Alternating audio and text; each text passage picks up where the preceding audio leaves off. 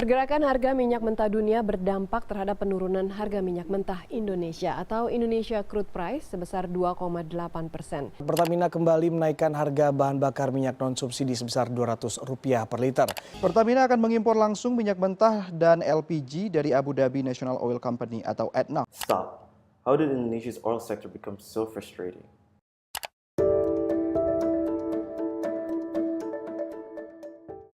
This table shows the GDP contribution of mining and quarrying industry. As you can see, first and second quarter of 2018 demonstrate an increase compared to the same quarter in the previous year. Now, take a look at this graph. It shows how Indonesia's oil consumption keeps on increasing while production simply can't keep up. This is ironic. Indonesia was born with a silver spoon carrying a large amount of energy resources from coal and natural gas to oil, especially oil. But the fact right now shows that the oil sector isn't doing very well, which is alarming because nearly 45% of energy consumption in Indonesia comes from oil. Indonesia has always been a net oil importer since 2004. Starting 2013, Indonesia's oil import has exceeded the export, and the phenomenon continues until the next 4 years, while exports keep on declining. To make matters worse, Indonesia's oil reserves has only 12 years before it runs out.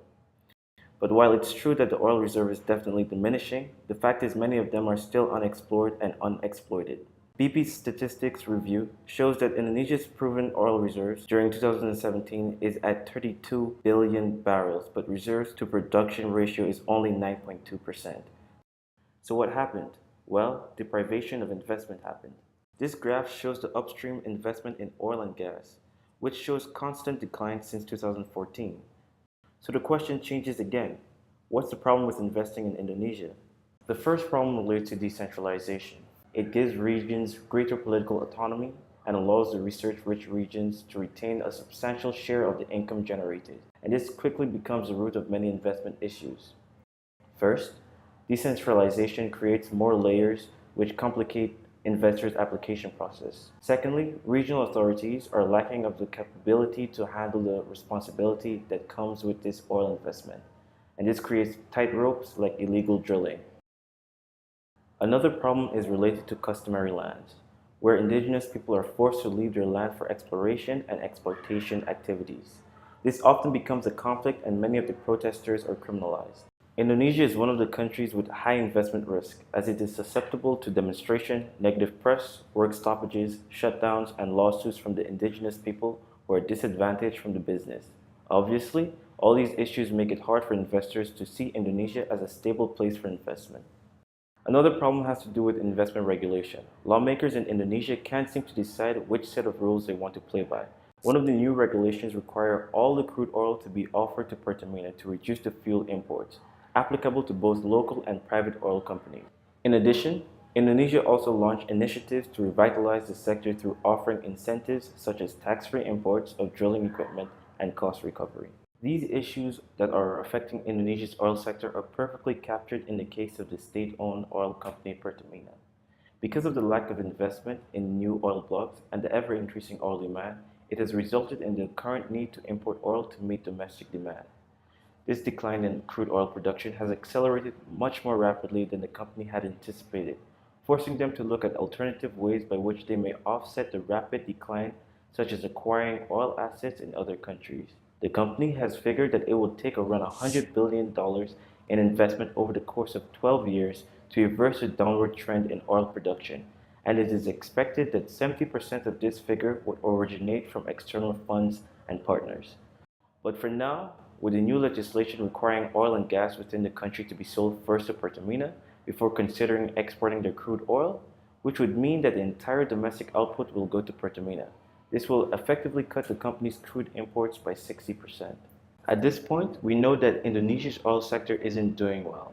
It's lacking of investment that is important to help it grow and flourish, or at least keep it alive for the next few decades. Can we do anything about it? The answer is yes, we can.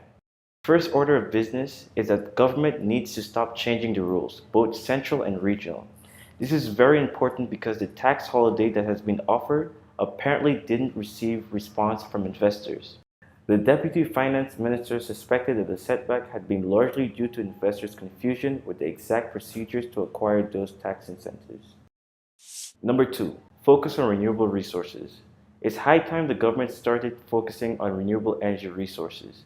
Indonesia's oil reserve will eventually run out. As of this period, the government has indeed started looking into developing that, but the effort has been unfocused. In the beginning of July 2018, the President introduced a new set of Indonesia's largest wind farm in South Sulawesi. Ini saya berada di Kabupaten Sidrap di Provinsi Sulawesi Selatan. Di sini telah kita resmikan selesai pembangkit listrik tenaga bayu sebesar 75 megawatt. That indeed seems like such a good start, but in August 2018, the allocation of energy subsidies for the 2019 state budget plan jumped to 65%, where the subsidies are aimed for fuel, oil, and electricity. The government does not provide subsidy for renewable energy, despite having mentioned it beforehand. It is understandable if investors might be stepping back from putting their money in Indonesia, because there are still many setbacks and issues surrounding the country that might jeopardize the investment. However, eventually it is up to the government to cultivate a strong investment climate with regulations that are streamlined, stable, and mutually beneficial.